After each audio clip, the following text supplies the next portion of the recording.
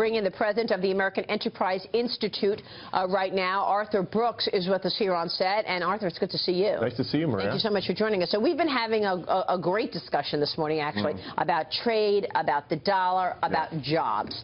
What's your take first on this debate over a border tax adjustment, which is what Trump and the GOP has called it, within their tax cut plan?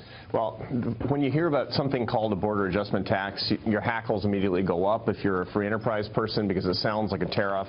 It sounds like it's an abridgment to free trade. You dig in a little bit more, and that's not necessarily the case. A lot of the work that we've been doing at AEI shows that a border adjustment tax, if you do it right, by the way, does not have to abridge free enterprise meaningfully, and it actually can be a really good source of revenues. It will probably lead to an adjustment of the value of the dollar, but it's not horrible on its face when you look at doing it right. What do you mean an adjustment on the dollar? What does that mean? Because we're talking about the dollar. Well, I mean, if you do a border adjustment tax that actually changes the flows of trade, you're going to change the value of the dollar necessarily. Now, I don't recommend. Stronger. Yeah, the dollar is going to get stronger, okay.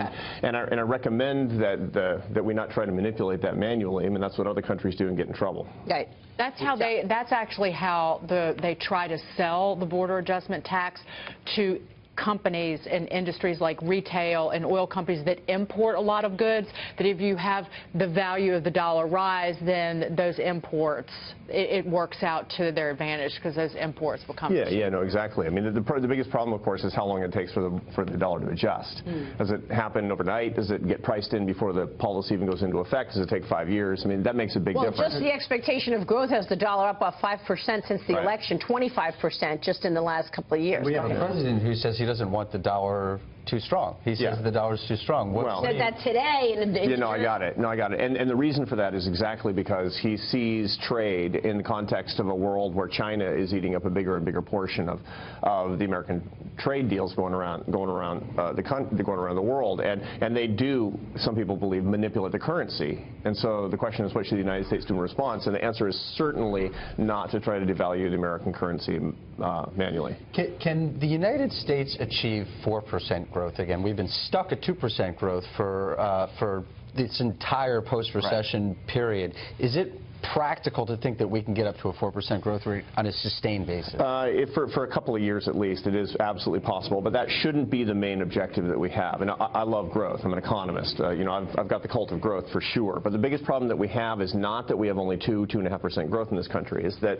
all growth is stuck in the top quintile of the income distribution. Effectively, the top fifth of the American income distribution has a 5% growth rate, and the bottom 4/5 is experiencing a 0% economic growth rate since the day Barack Obama took office. So asymmetric growth is the problem, not low growth in America today. But that's a different policy. I mean, now the idea is that Donald Trump has been selling is if you create an environment where the job creators, business, big and small, have lower taxes, have a rollback of regulation, then they will in turn create more jobs, helping the bottom level. That is certainly true. And the biggest thing that we have to keep in mind is not just large businesses and not just small businesses, it's new businesses.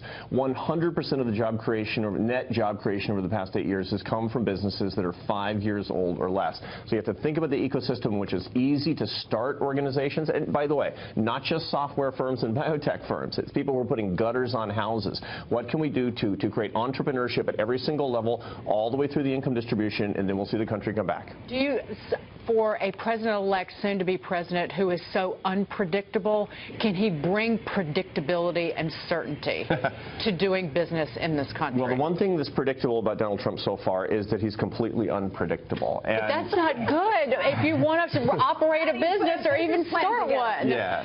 Now, to be sure, let's keep in mind that people think that somehow Barack Obama was really predictable. No. Policy uncertainty probably cut 0.5%, 50 basis points off GDP growth over the past 8 years.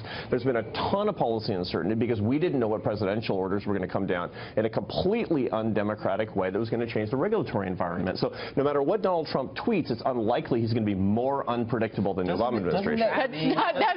That's not solace, though. I got that. It won't be worse.